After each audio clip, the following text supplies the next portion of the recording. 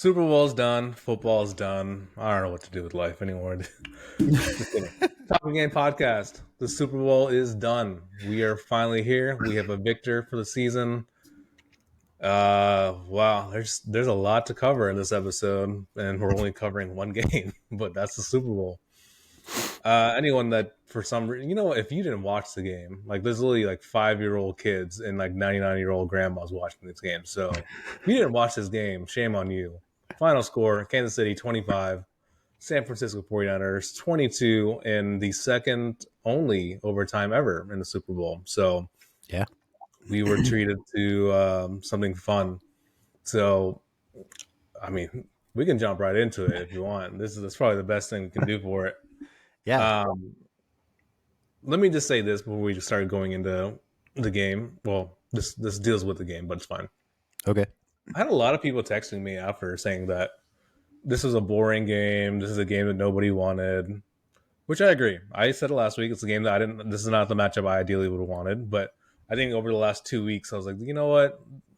Two elite teams. I mean, what more could we ask for as fans, right? So I warmed up to the idea. Now, what I don't warm up to is people complaining about how low scoring it was, or the fact the first quarter or first half was mostly defense. I actually thought it was one of the more entertaining Super Bowls we've seen in a while. Yeah, was the first half sloppy? Was there 4 turtle turnovers? Yeah, but like it wasn't like they weren't taking shots. Almost every single drive, East team was taking shots, big plays happening, and then it would get ruined by a fumble or something like that. But it was entertaining at the very least. And then on top of that, you got a entertaining fourth quarter back and forth, and then you got an overtime. So, I mean, I thought it was a great Super Bowl. I don't know where the complaints are about it being a boring Super Bowl. I don't see it. I'm sorry. Yeah, I kind of agree with you. I didn't I didn't see any complaints come through my way in terms of if it was a boring Super Bowl. I guess that's good for me. I have a lot of friends that watch football at a high level or a higher level. But I did see a few posts online and social media comments where people were like, "Oh, this Super Bowl was lame. It was boring. There wasn't that much excitement." I mean, if you're a football fan, that probably is one of the more memorable Super Bowls you're going to have in your life. Crazy turnovers, touchdowns, maybe not so many controversial plays. There are some controversial plays. A blocked extra point. There's a lot of crazy stuff that happened in that game to where I think it was fun. I think it was exciting. Were there lulls? Yes, especially the beginning of that third quarter. 3 and outs weren't ideal. So I think there's lulls, but that's football. Like if you haven't watched a full football game, it's not going to be touchdowns and interceptions and fumbles every other play. You're going to have like punts and random 3 and outs and stuff like that. So I think we got like the best football game like for a Super Bowl since we had the last overtime game, which weirdly enough, Kyle Shanahan was a part of both of those. Loser in both of those. Not the best stat you want, but Yeah. so be it. Yeah, I don't know, dude. I thought it was just entertaining overall. I, for one, am actually a big fan of defenses that are suffocating, right? Mm-hmm. So I was texting you. I was like, dude, this San Francisco defense is absolutely murdering it, which they did in that first half. They were all over the place. You had Chase Young finally being involved for the first time forever. Those linebackers were flying left and right. Yeah. Secondary was staying on their guys. Like Mahomes was not able to create magic whatsoever in that first half. They didn't even allow him to even step up. So it was entertaining to see that because, on the other hand, you had Spags still doing his thing, right? Only giving up 10 points in the first quarter or first half doesn't seem like a lot, but when you're watching the game, you're like, damn, they're being outplayed. But I mean, he also had a great plan as well. I mean, so we were treated 2 defensive coordinators that obviously did a bunch of homework in their 2 weeks off, and it paid off. But, as far if you were expecting some kind of like offensive blow, like, I think some people that watched were expecting for McCaffrey to go off on his traditional 180-yard touchdown per game, or Mahomes to be throwing bombs left and right and not being caught, obviously. So if you didn't watch either of these teams throughout the season, you would understand that they're not built off big plays. They're built off consistent offenses that will break off a big play eventually. It doesn't happen up front. So we saw that, which was nice. I God, think there's that just so much to talk about. I mean, yeah, I uh, think the best way to explain this game was when I texted you after first quarter, not even after the first quarter, like 6 minutes into the first quarter, I texted you the scripts are done. Their first drive scripts are done. Now the chess match begins, and I think again for real high level football fans watching that chess match of Spags versus Shanahan versus Wilkes versus Reed, um, it was insanely fun to watch. But yeah, let's get into it. There was a lot to digest. Let's go through the woes, if you would like, in the terms of mhm. turnovers. Very Yeah. sloppy game. Um, and the biggest turnover, obviously, maybe not obviously, but it, to me, in my opinion, was the botched fumble Hmm. by or botched punt by San Francisco. That was a huge blow. And at that point, when I saw that turnover happen, I was like, "This is the shift. This is the momentum shift." You gave them the ball Yep. in your red zone.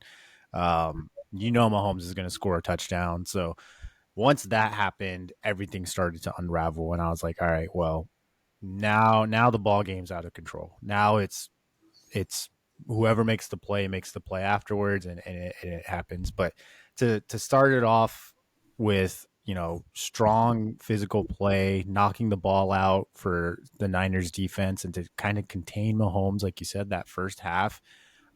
Great discipline, like you mentioned last week, on that defensive line by Bosa and the guys there, just to not pursue the rush, stay in your lanes, and contain Mahomes. They were doing great. They were doing Hmm. everything great.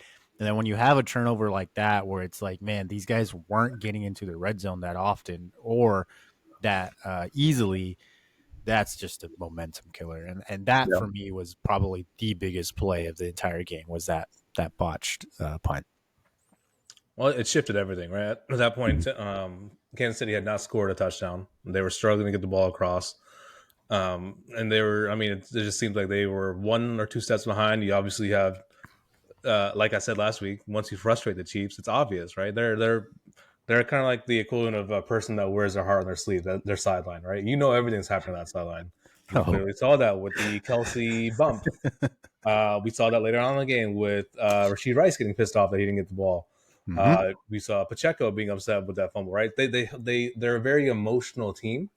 So in that moment, they hadn't scored a touchdown. They're frustrated. They just punted the ball away again, and to have something just like that turn the flip, that's all. That's all Kansas City needs, right? Because even going into the half, I mean, being up by 10 points is nothing against the Kansas City Chiefs. But yep. having that momentum and having the lead and not letting them have any kind of positivity, that's what drives you to win this game. So you accompany that with the very slow start to the third quarter on both ends. Hmm. Especially right away, right away. First possession of the second half, uh, Patrick Mahomes had an interception. San Francisco had the ball lined up on their own 35. It is a dream start, and they could not capitalize on it. And then preceding that, they had I think two or three. I have to look at the stat line.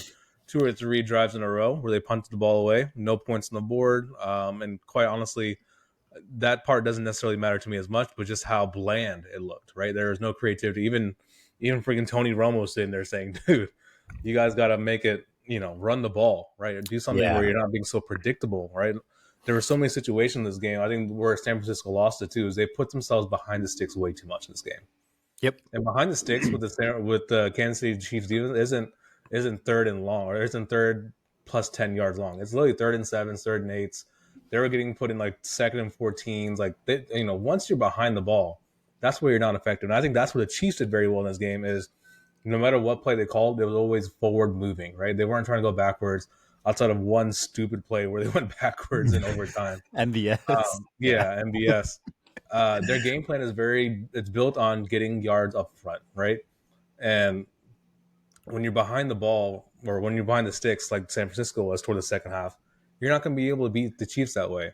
You have to be able to put points on the board. You can't let them come into games. And I think, yeah, I agree with you. That punt is where they lost it. That's where the momentum shifted, Hmm. and they had no way of at least trying to right that ship at that point. At that point, it was a almost an inevitable kind of ending. You knew. Yeah. I think I texted you too. I was like, "This is going to come down to last possession. It always Yeah. does with the Yeah. Chiefs."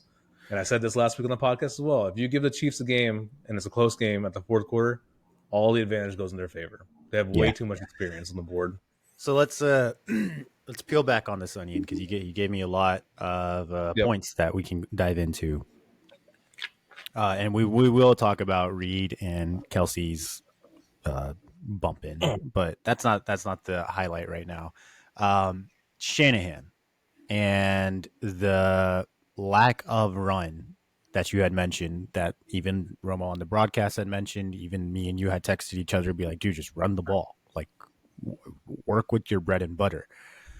They didn't do it, Mm-hmm. and that started frustrating me because again, I hate seeing stupid football. Not to say that all football I know is right or wrong, but Mm-hmm. when you have multiple people and it's kind of glaringly obvious that the key to your winning is doing something and you refuse to do it, when are we going to start to question Shanahan?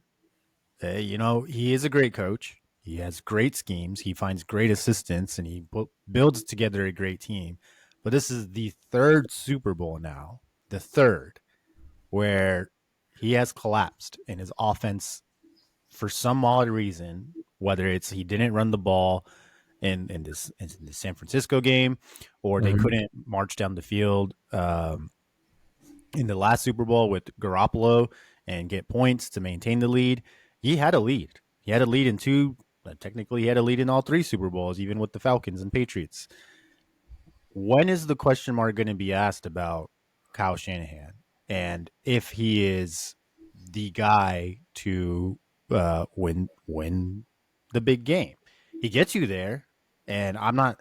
I think he's great, and I think he can win the big game. But what is going on with him, or the personnel, or the decision making, to do something that kind of rookie mistake as a head coach? Like why would you not give the ball to the guy that just won offensive player of the fucking year? Mm-hmm. You're instead you're giving it to the guy that all season long, all week long, and Brock Purdy, you're giving it to the ball in his hands to make a play where everyone wanted to criticize that guy. Essentially setting up Brock Purdy for either a great praise of success or a shit show of negative comments, which is already started, and the hate for Brock Purdy is already started again, which I think is unfair. I think Purdy Yep. had a good game. Yeah, of course he did. Yeah, it wasn't spectacular. Obviously, you're not going to outduel Patrick Mahomes, but Kyle Shanahan didn't put his quarterback in a position to make better plays to beat Patrick Mahomes. Mm-hmm. And that is giving the ball to Christian McCaffrey, handing it. There was it. The third quarter started. They ran like 6 straight pass plays or something like that. Well, while you're bringing up those points, I'd looked into their first three drives in the second half, right? Okay. All punts, all. Let me just double check. Yeah, all three and wow, all three and outs. Yep, three dives in a row, all three and outs. Two of those three drives, they started off with a pass play, and went back and double checked both those pass plays. I would have been okay with maybe one. Both of them were not play action, right? When you have Christian McCaffrey, who is a threat, you utilize the play action to almost death at that point, right? You always Yeah. you always keep that looming threat. But when you literally have Purdy going backing up in the pocket with no play action, what are you gonna do? Like there's only so much you can do. Well, Um, it can't be two brown dudes on a podcast telling you last week, hey, why don't you don't play into the Chiefs secondary? They're the fourth ranked best secondary in the league. Hey, you Mhm. probably shouldn't do that. We shouldn't be able you get what I'm saying? Like you're a Yeah. professional NFL head coach. You should keep that in your head that this is a top ranked secondary. Maybe I shouldn't keep throwing my quarterback into the wolves and throwing the ball. Maybe I should hand it off. Yeah. It just made no sense to me. It was baffling. Well, let me tell you where it's predictable. This is part that's frustrating. That third drive, right? The third three and out. What did it start off with? It started off with a Christian McCaffrey run for 0 yards. The reason I'm upset with that is any person that understands football, even to a slightest degree, understands when you've had two, three and outs, the third time you go out, you're going They to run know. the ball, right? It's just, yeah, it's obvious what you're going They to do. know. So Yeah. the fact that, you and I, and probably about 50% of the fans out there probably understood that, and Kyle Shanahan couldn't figure that out, it's frustrating. And then on top of that, rather than sitting there and saying, "All right, let's," I think at that point right there, when I was watching it, I was like, all right, this point right here, run it on second down, run it on third down. Only because if you don't get the first down, at least you now even set up the expectation that you will rely on your run game, right? You're gonna clearly they're punting the ball regardless, but you have to keep the threat of CMC in there, right? When CMC's running the ball, everyone's criticizing him for only having less than 3 yards per carry. It's because every single time he ran the damn ball, it was obvious he was going to run the ball. Yeah. And when you have the Chiefs defense, of course they're going to figure it out. And obviously after that third punt, what happened? That's where the fumble happened. Yep. So at that point, just like you didn't set up your team to be successful. And I know people probably criticize us by saying, "Well, look how the game ended. They were able to drive the ball. They were looking really good." Cool, but when you can put the Chiefs away early on, why do that? Why take the risk to go toward the end and That figure that shit out? that drive they had at the end, they should have done in the third quarter. Yes. Then that drive wouldn't have been necessary Yep. because you would have probably had like at least another 10-point lead. But you didn't do it. And this is where my frustration with Shanahan comes up is I don't know if it's, hey, I think I'm smarter than you and I'm going to try to outsmart you as a head coach, or he's that like cocky to where it's like, no, I'm going to beat you and I'm not just going to beat you, I'm going to embarrass you. Mm-hmm. I don't know what it is. Cuz I don't believe he's that like quote unquote dumb. I really don't. Yeah, he's one of the greatest offensive minds we've seen. So I don't Yeah. believe he's that dumb and naive to sit there and think, "Oh yeah, I don't need to run the ball." I just think he might be that arrogant or that cocky to think, "Yeah, I'm going to throw it on you and I'm going to score how I want to score and I'm just going to be uber aggressive." Which he had said going into the Super Bowl that he's going to be aggressive, which is fine, but it did not work out in your favor at all. Yeah, I think we'll probably this is just more of a talking point. Coaching on the Super Bowl is honestly the bread and butter of every single head coach. This is what you're paid for, right? And I Mm-hmm. think the massive uh, divide between how good Andy Reid is compared to Kyle Shanahan, it was proven in this game. Just overall, just coaching styles. I mean, Andy Reid was way above and beyond where Kyle Shanahan was. He kept his team collected. He kept his team calm. Um, Well, the game plan. Oh, well, yeah. Well, no. According to him, this chaos that happens on the sidelines, it's all controlled within a chaos. degree of controlled. Yeah. Okay, so let's get into that then. Okay. Yeah. The Because Travis Kelsey little yeah, bump. well, not just the bump, all of the Chiefs. That first half, they looked like they looked like crybabies. I'll just say it. Mm-hmm. They weren't getting their way. I think I texted you. The Niners are in their head. This is great. Like you rarely Yeah. see the Chiefs actually frustrated. There's been plenty of games where I've watched the Chiefs where you could tell they're frustrated, but they didn't let their emotions out. Yeah. And then when you start seeing obviously the Kelsey bump to Reed, but then you see, like you said, Rasheed Rice, going off, which that was kind of sorry, that was kind of cool for a rookie to go off on Patrick Mahomes in the fucking Super Bowl. That's pretty cool. Boy. Yeah. But you got Rasheed going off. You have I think it was Legarius Sneed getting like unsportsmanlike, slapping Yeah. the guy's helmet, like just Mm. uncharacteristic play out of the Chiefs that we haven't seen not only this season, but we haven't seen in the past like 4 or 5 years. Mm-hmm.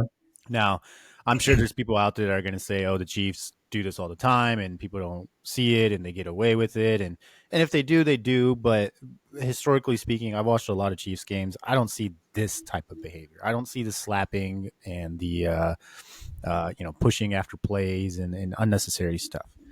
So with the Kelsey thing, and I know the Kelsey and Reed thing is hyper focused because of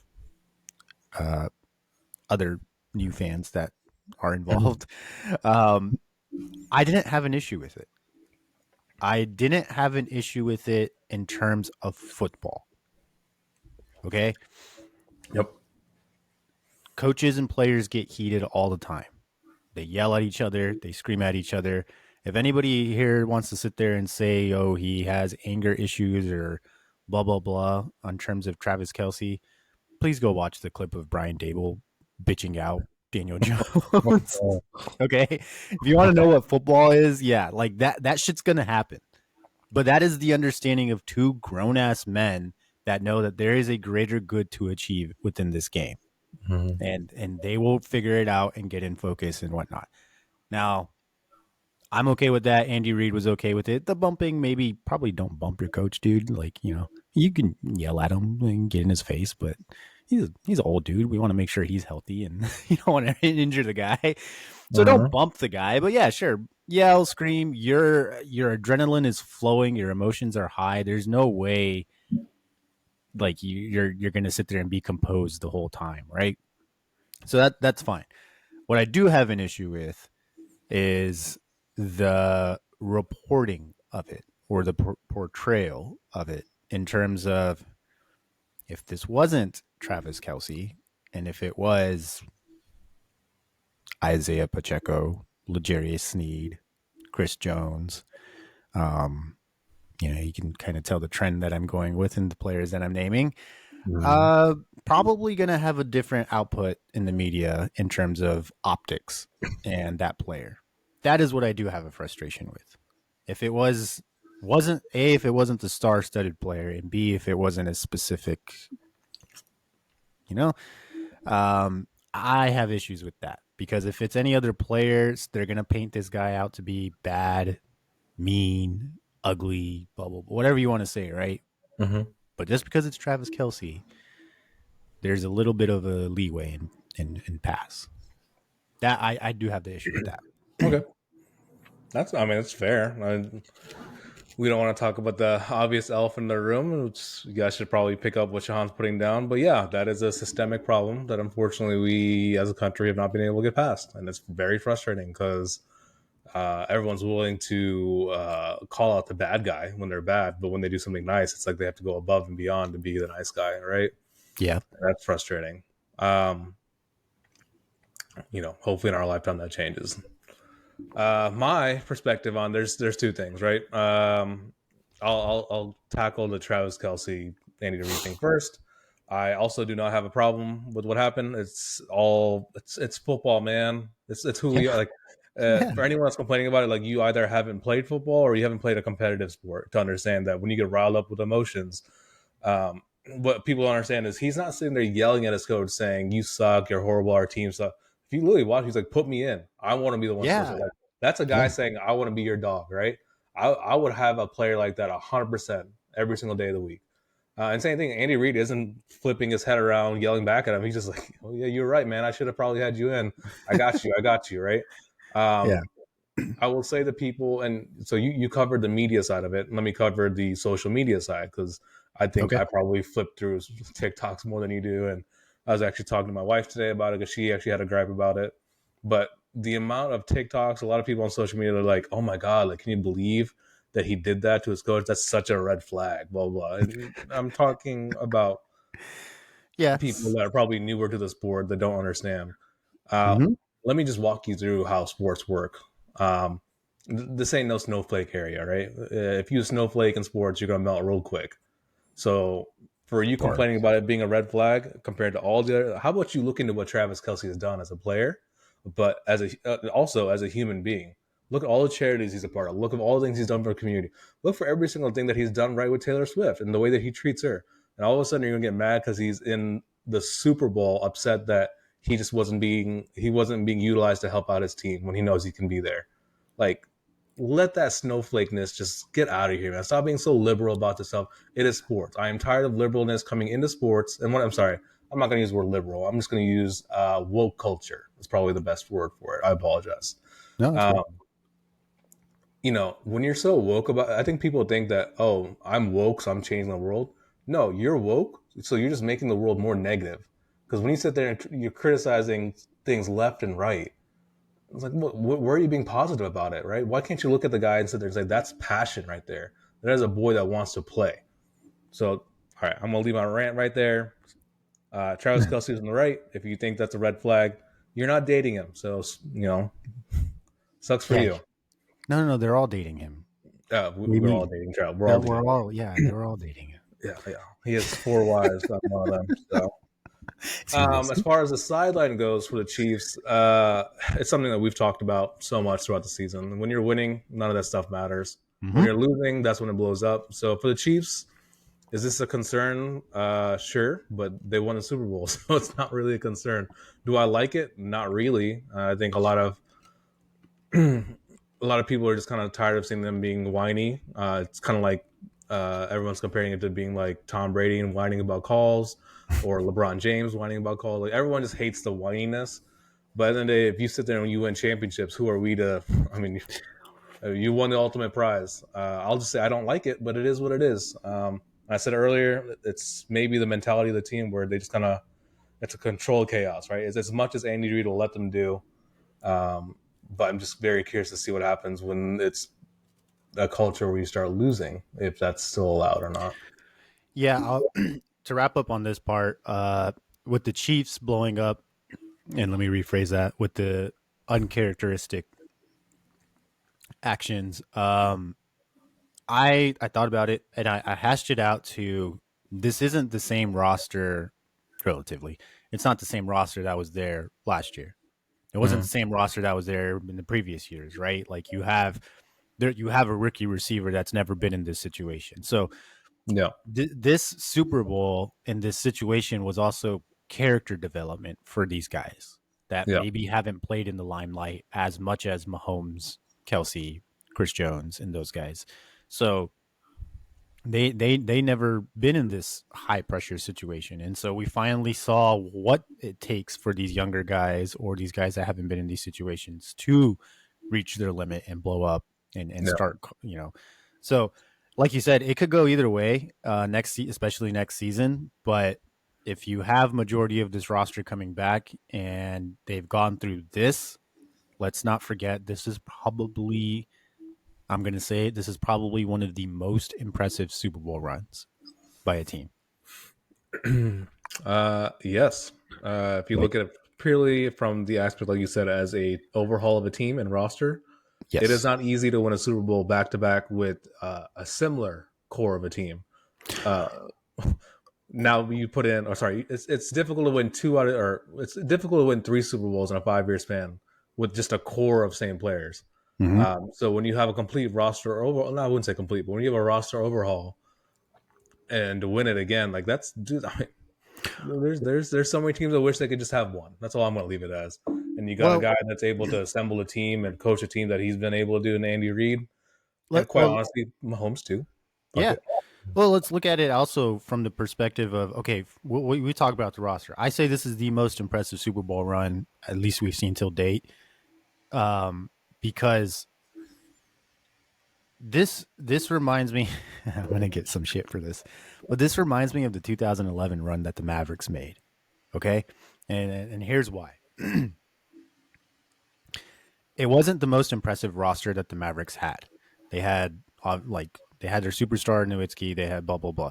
It's the same thing with the Chiefs. It wasn't the most impressive roster that the Chiefs had. There were struggles, there was issues, there was injuries, blah blah blah. But come playoff time, they beat the number one and the most high powered scoring. I think the number one, but at least the most high powered scoring offense in the Dolphins. Mm-hmm. Okay, sorry. They beat the high powered scoring offense in the Dolphins. Then they go into, which is always their toughest matchup, Buffalo, and beat a guy in Josh Allen and the Buffalo Bills that were red hot, that were playing every single game like it was a must win. And that went down to the wire. And then they go into Baltimore and beat Lamar Jackson, who is the second, who got his second MVP season, and beat the top, if not top three, defense in the league. And then you go into the Super Bowl to be again another top three defense and top offense. It's in a major impressive run when you look at it in the grand scope of this football season.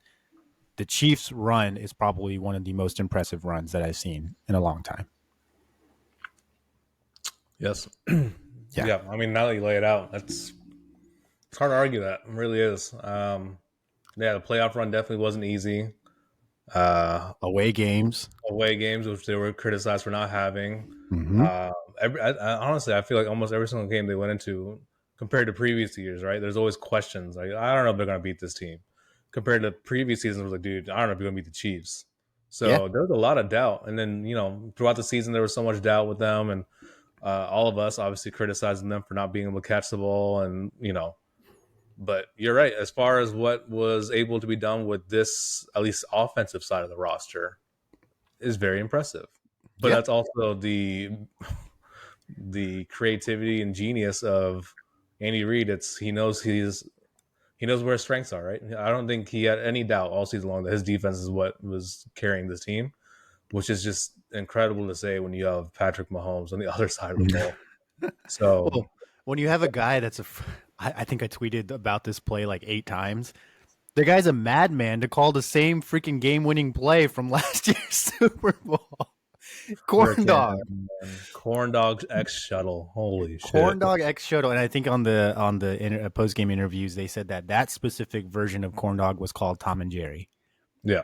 Yeah, but you see how crazy he is to do that. You think he's like sitting there on top of that? By the way, he had Patrick Mahomes running RPOs, like triple read options. That's why he was able to get those scampers for like 10, 15 yards down the field later on in the game, because he was like, "Hey Patrick, you haven't kept the ball all season long on these plays. Keep it." Mhm. Because you'll see what happens. Like, Yep. that's the beauty of Andy Reid. Like, man, I don't know. I think I could watch Andy Reid coach a football team any day of the week. Well, if we're talking about coaching, there is a controversial topic that has been floated around. Okay. It is the obviously overtime rules were adjusted in the last offseason where a team that is scored on touchdown wise, right? No longer just field goal, right? If what it was previously or even during the regular season is if team A gets the ball first and they score a field goal, team B has the ability to come back and tie the game with a field goal or win it with a touchdown. Or what happens is team A scores a touchdown right away, game's over. There's no opportunity to counter back. This offseason, that rule was changed for the playoffs only, where now team B, if they're scored a touchdown on, they have the ability to go and match that score. For anyone that hasn't watched the post game stuff, Patrick Mahomes goes into it pretty heavily about how this Chiefs team was told throughout the whole playoffs, right? Hey, this is the rules, what we got to count to. Even going into this game, they already decided, predetermined, hey, if it happens to be a Super Bowl, we're going to overtime. We want them to have the ball first, so we have a chance to get the ball to either score with a field goal, or if we have to go for a touchdown, we're going for two no matter what, right? It was ingrained in their heads. They knew that. But when you listen to Kyle Shanahan, when you listen to Kyle Juszczyk, when they talked about it, I mean, they should probably be a lot better PR wise. They're both sitting there saying, "Oh, I didn't even know that was a rule. This came out of nowhere." And here's my issue with it is that's where San Francisco fucked up. Because if you watch college football, it almost is relatively the same rules where a team gets Yeah. a chance. So in college football, what happens is most times a team that wins the toss will sit there and say, "We'll let them go first, and we'll go second," right? Because you at the end of the day, you get to know what you have to go up against. So the fact the 49ers didn't know that and they decided to take the ball, and even if they would have scored a touchdown, that would not have ended the game. Mm-hmm. So for me, that's the difference between Andy Reid and Kyle. That is the epitome of the difference between Andy Reid, Kyle Shanahan. Is Andy Reid pretty much game plans for everything. His players knew these are the rules. This is how we will attack that rule, and this is how we will win the game if it comes to our hands with the 2 point play to win it. Fucking beautiful. That's the difference between a Super Bowl champion and a non Super Bowl champion. And that's where it comes back to where I started this podcast. Is there needs to be a question about Kyle Shanahan. Like, Mm-hmm. there needs to be. It's not. I'm not saying he needs to be fired or anything like that. Don't get me wrong. He is a top 3 coach in this league, top 5 if you want to argue that. But the attention to detail. Not only did we see press conferences of like Kyle Juszczyk, I don't know if Juszczyk said this, but somebody on the Niners roster was like, "Oh, we were reading it on the jumbotron, and that was the first time we ever saw it," or like that's when we understood what was going on. Whereas, Yeah. like you said, like Chiefs players are, no, it was been told to us during the week. It's been told to us during the season. Like, we were prepared for this. Coach Reid had prepared us. Blah blah blah. Yeah. Bless you. I was Breath. able. Thank you. I was able to mute the mic. So yes, that attention to detail, that's Reed's credit. And going back to the decision to accept or whatever, go for it and take the ball and try to score. I didn't like that decision, and the reason being is exactly what you said. Like, okay, so if the offense on the Chiefs side has the ability to go down the field, and if they kick a field goal or score a touchdown, it doesn't matter. You're going to get the ball back regardless, right? I don't like that decision because you could stop them. It's specifically in this situation, in this game, it's not like they were moving the ball up and down the field left and right every drive or every quarter. You were stopping them. You were getting in their head. You were getting pressure. You were containing Mahomes. You were holding Pacheco to some short yard gains. So you had an opportunity. Now, the one caveat, and this is the comment I see, and I kind of agree with the people that made the comment. They said the defense just got off the field. They were tired. They probably weren't going to hold up anyways. Well, okay. If they're not going to hold up anyways, then just let them go out there and try to make a play. They're gonna, if they're not gonna hold up, then Mahomes and the Chiefs are gonna score either a touchdown or a field goal, regardless. At least give yourself the ball in your hands to make the final decision. Mm-hmm. Don't give it to Patrick Mahomes. It's the end all be all. Don't give it Right. to Tom Brady. Don't give it to Peyton Manning. Don't give it to Patrick Mahomes. Don't give it to Aaron Rodgers. Like, you don't give an assassin a loaded gun and a bullet. Mm-hmm. That's what you did. Right up. You gave, Right. you gave Mahomes the chance to kill you. And so I hated that decision because I get it. Your defense is gassed. I get it. They had just got off the field, but maybe they could have made a play. Maybe something could have happened where the Chiefs fucked up and got a flag. Something could have helped you out. Instead, you relied on your defense at the end where it did not look pretty. Did not look good. No issue I have with that comment too about their defense being tired. Mm-hmm. uh, why are they tired? It's because you put them in a place on that final drive against the Chiefs where you're literally letting them do whatever they want. The amount of cushion they were, dude. Oh my god. I was just like, I get it, and you don't want to give up a massive play over the top, but when you give the Chiefs that much cushion, I mean, there was no pushback. There was literally within two plays, they're already at the 50-yard line. Like, you have to be freaking kidding me. Like, at the end, it's a Super Bowl, man. Like, take the risk, blitz him, do something to get someone back there. At this point, I would have more faith in the 49ers front seven being able to get to Patrick Mahomes, cause havoc, than I would have in the Chiefs wide receivers making a big play down this field. Like, Mm-hmm. yeah, the reason why your guys are gassed is because you literally said, "Hey, we're gonna let the Chiefs run all over you, and then we're gonna settle for a field goal with them, but And we're then gonna let the guys run all over you." they just did 4-man rushes. No Yeah. pressure, 4-man rush, contain Mahomes, which it worked. It's certain plays, but there is a flip side to that where Spags did that on a couple of plays, and I think it was I can't remember. It was a corner blitz, and the guy got in front of Birdie's face. Eventually, Spags was, I think it was Legarius Sneed. Sorry, I eventually Spags was like, "Yo, fuck this shit. Okay, I'm gonna blitz you. Either you're gonna beat me and I'll take the L and you score a touchdown, or I'm going to get to you and I'm going to wreak havoc on this play." Steve Wilkes did not do that.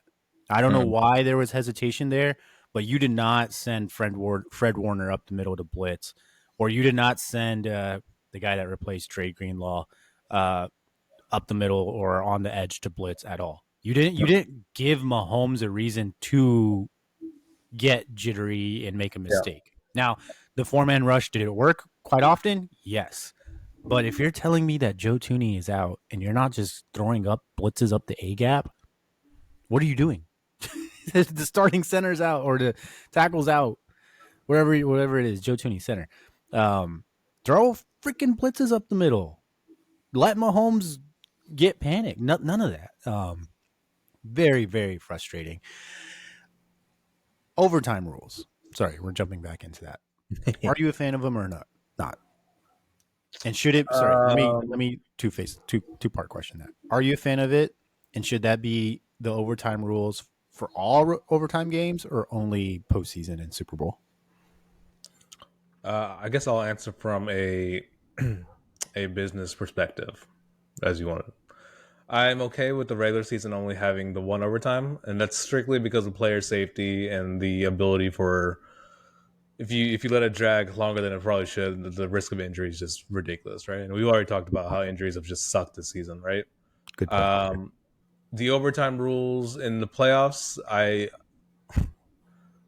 like that they've changed it because in previous, like, I mean, the best example of that is Chiefs Bills 2 seasons ago. Chiefs ending it without Josh Allen being able to, do anything, right? Mm-hmm. We had a crazy comeback by Josh Allen. It was just negated because of the rules. So I like the fact that in overtime in the playoffs and the Super Bowl now that you are allowing the team that does not receive the ball the ability to at least score a touchdown back, right?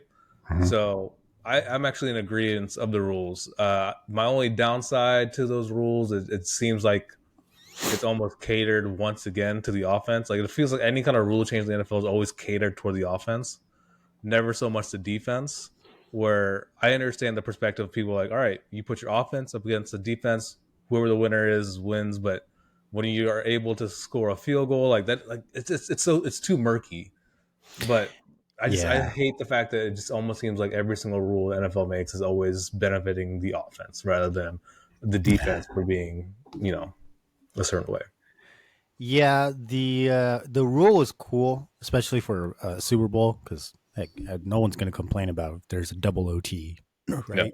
And that was possibly happening with the clock ticking down.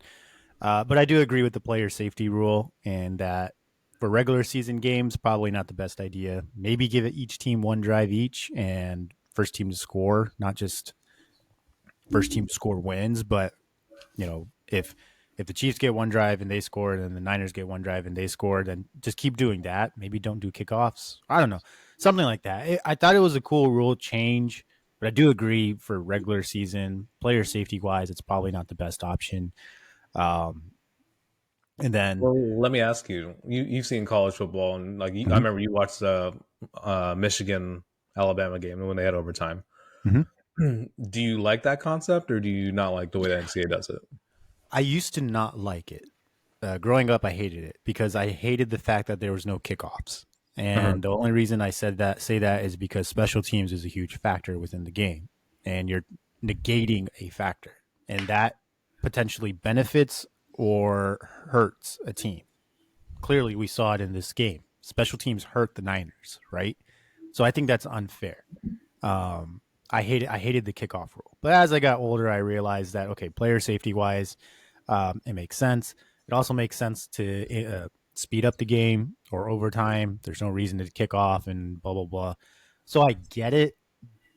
Am I 100% on board with it? No, no, no. Like but I'd rather see it where it's like, okay, don't kick the ball off, but also don't put the ball on their side of the field. Start on the 30 on your side and march down the field. I'd rather have that. Okay, just give them a touchback and start from there. Don't do the where do they start 40, 30 on the other side. They start on 30. So you're like one play away from being in the red zone. I don't think that's fair. I think that you should start on your own 30, and if you march down the field and score a touchdown, that's impressive because you've not only marched down the field, you collected first downs, you methodically thought it out. That comes back into strategy and tactic in football. Not to say that there isn't, but there needs to be a lot more used to get from the 30 to the red zone on your side compared to their side 30 to the red zone. Um, But isn't that isn't yeah, that what it basically is now though? Because kickoffs are almost they're. I mean, 91% of kickoffs go in the back of the end zone and are not returned. So it's almost like it's the yeah, same thing. but you're saying like in college, if I have the ball on offense, I'm starting on your side of the field on 30. Oh, okay. I'm sorry. I thought you were talking about the NFL. No. Yeah. So, Okay. my argument for that, if it's the NFL, then if I'm getting the ball in overtime, I shouldn't start on your 30. I should start on my 30 like a Mhm. touchback. That makes Yes. sense to Yes. negate the whole kickoff return, blah, blah, blah. I start on my 30. I have to march down the field and score a touchdown or a field goal. And if I don't, I can punt it. I can blah, blah, blah. um, or like yeah, and that's it. Maybe you just take out the punting part altogether. Is That's what I just thought about. Maybe you take out yeah, punting and you get 4 downs. If you don't get a first down, ball goes to their 30, and they have to march down the field and yeah, score. Yeah, yeah. but yeah, I just don't like that. There's no real because you get 10 yards, you get into the red zone, and then everyone has like a red zone section of their playbook where it's Hmm. like it's not really strategic to that point. I don't know. Maybe I've seen too many college games go into like quote unquote quadruple OT and shit like that, where it's like this is not really OT. It's just kind of like you know red zone. I don't know roulette. Well, let me just say from a college fan's perspective, the most amount of times my heart is palpitated is during overtime games. That's just how intense it is. Because Yeah, like it's just so much things can swing. So I will say from like a fan perspective, it actually is very cool. But I also can sit there and say, all right, we are now talking about a professional sport, right? yeah, We're not talking about the NFL. There has to be, that's it's when you go from chugging beers to drinking wine, right? It has to be more refined. yeah, It's a really yeah. good fucking example. I love it. I don't even drink. Alrighty. So we will switch gears. Is there anything we're leaving off on this game? I can't think of I do have anything. a small comment about this game. Okay, let's go. Last week you said that your heart wanted Chris Jones to win the MVP, Mm-hmm. but your mind and logic was. I think that Patrick, played out perfectly in this game. the I effectiveness. honestly Yeah, think that Chris Jones should have won MVP because the amount of disruption he caused in the backfield, especially that third and fourth play that could have gone a touchdown to our own. Like the amount of times he did that throughout the game, like I mean, hats off. It's really sad that defensive players are not talked about this way because he truly, for a lot of the big plays in this game, he was there. he is the reason why Kyle Shanahan decided to throw more. Yes. Like, and which is weird because when he threw more, he is the reason why Kyle Shanahan's like maybe I shouldn't Yeah. throw. Like I just Chris Jones was. Yeah, I agree. I didn't get to look at his next gen stats and like the Yeah. pressure rate and stuff that he got on there, or Pro Football Focus, whatever.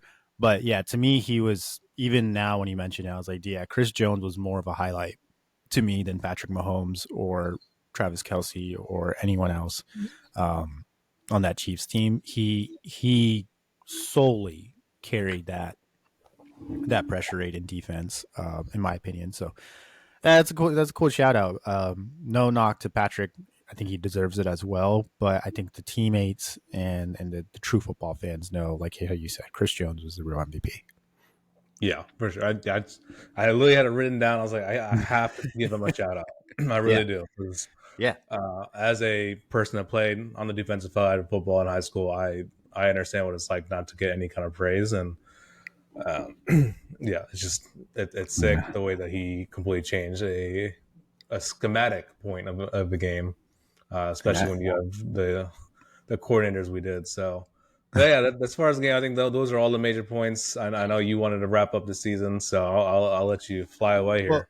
we'll go two. We'll change the little tempo a little bit on two things. I'll end up in a little bit, but Super Bowl commercials. We didn't Okay, get to yeah. go. Oh yeah, We won't go. We had texted each other and say like remember your top three or whatever. We can't remember three, but I'll give my shout outs to two that I really really liked. I think one we agree with the Dunkin' Donuts commercial with Ben Affleck. so Awesome. sick. That is awesome. So sick. I think it was better because there was Tom Brady and Matt Damon with him. Hmm. I don't know what the beef is with J Lo. Apparently, people do or don't like J Lo. I don't know, but I have no idea about that. But I thought the commercial was great, hilarious. That's like a dude's commercial, so that Yeah. was funny. And then my other favorite was it's actually one of the first commercials, the YouTube TV NFL Sunday Ticket commercial. Did you see that I one? missed that one. No, I didn't watch that one. Oh, that one was hilarious. It started off as like a National Geographic, and it's like Eagles, Ravens, Seahawks, blah blah blah, right? And Yeah. then they showed the birds, but the birds are the players. So you have like Tyler Lockett acting like a bird, and he's like cawing and stuff like that. Hilarious! Like I thought it was just a genuinely like hilarious commercial, like really well thought out for YouTube TV and NFL Sunday Ticket. Those were my two favorite: Dunkin' Donuts and YouTube TV. Okay. Yeah, TBA. I mean, I've stopped watching commercials. It's been so bad the last few years. But yeah, I did get to watch a handful. I agree with you on the Dunkin' Donuts, and I think the reason I liked it is so.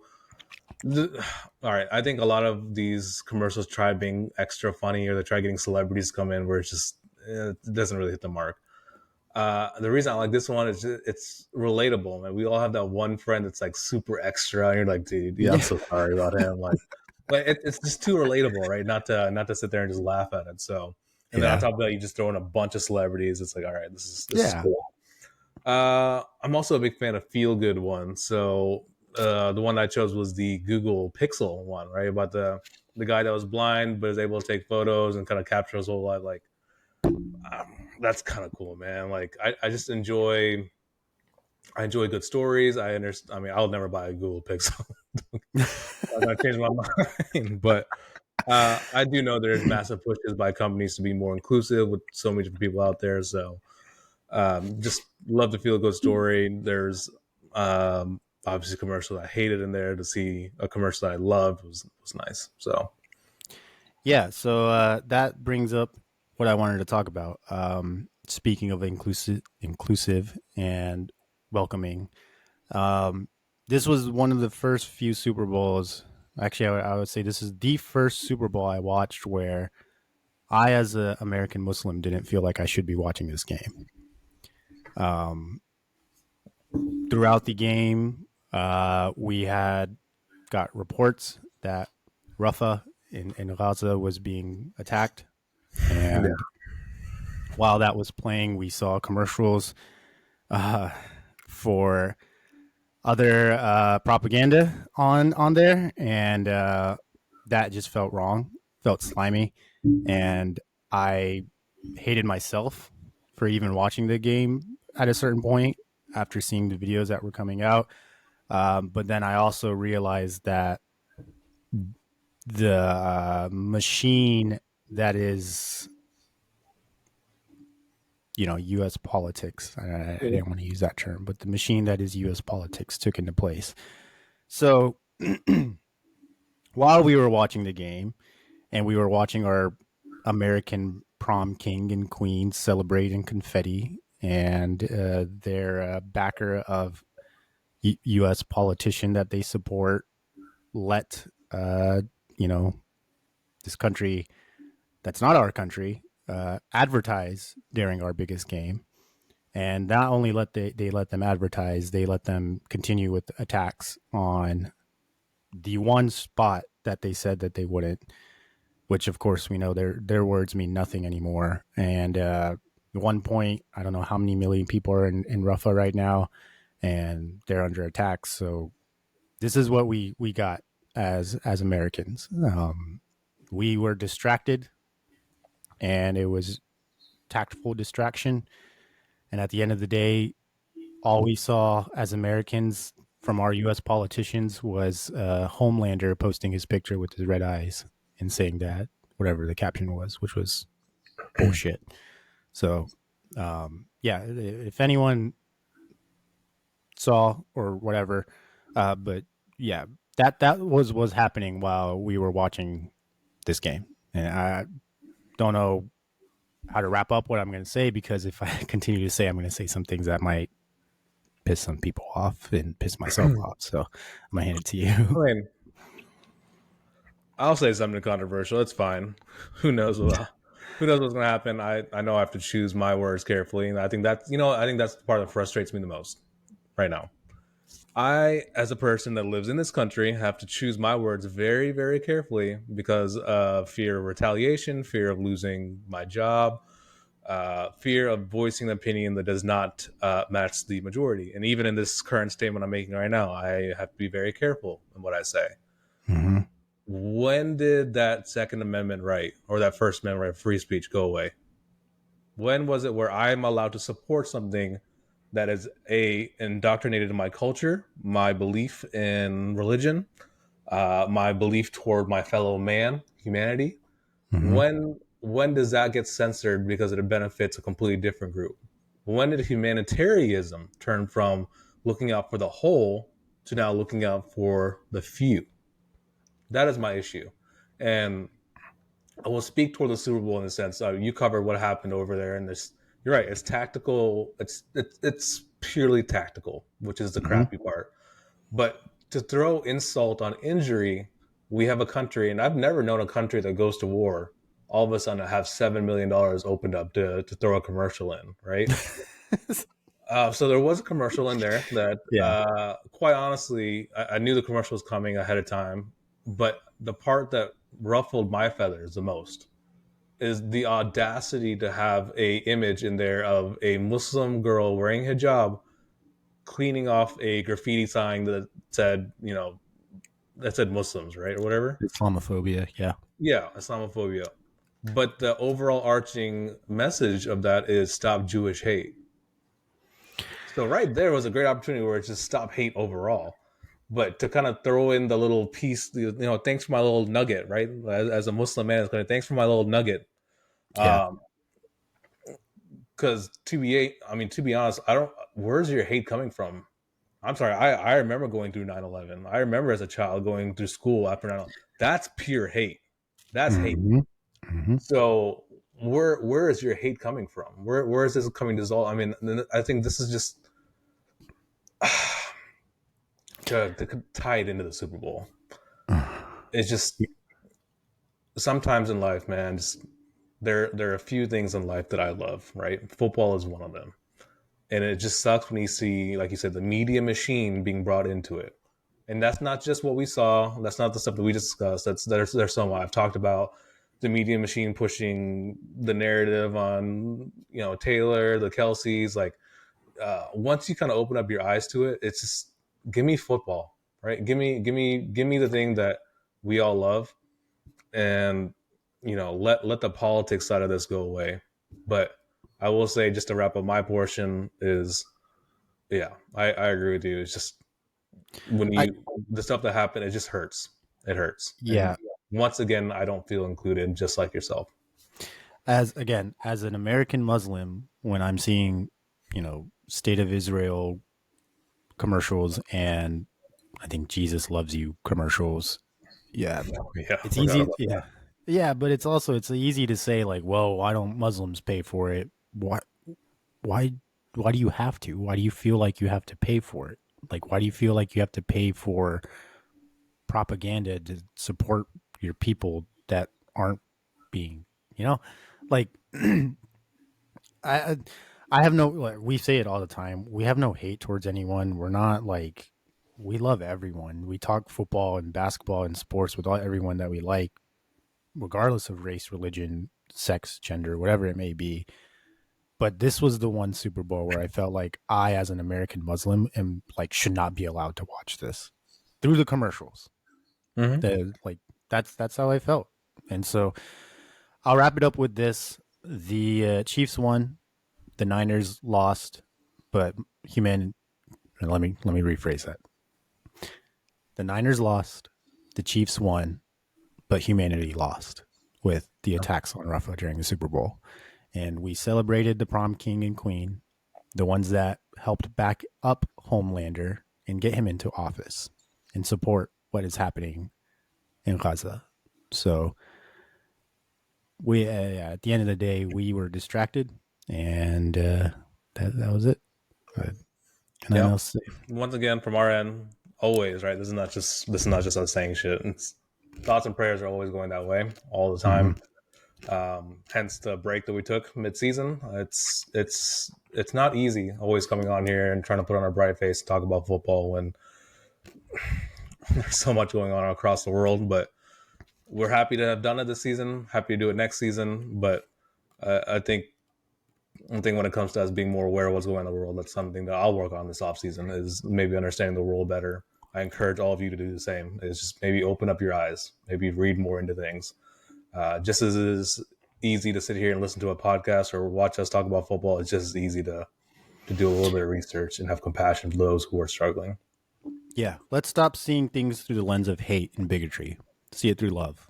So For that's sure. how we'll wrap it up. It's been a Talker Game podcast. We got one more episode to wrap up the entire season, not just the Super Bowl, the whole shebang. Shebang. Yeah. We'll get to that later on, but this has been the Super Bowl recap. I'm Shahan. That's Gif. Hope you guys had a good Super Bowl weekend. We'll see you guys later. Later.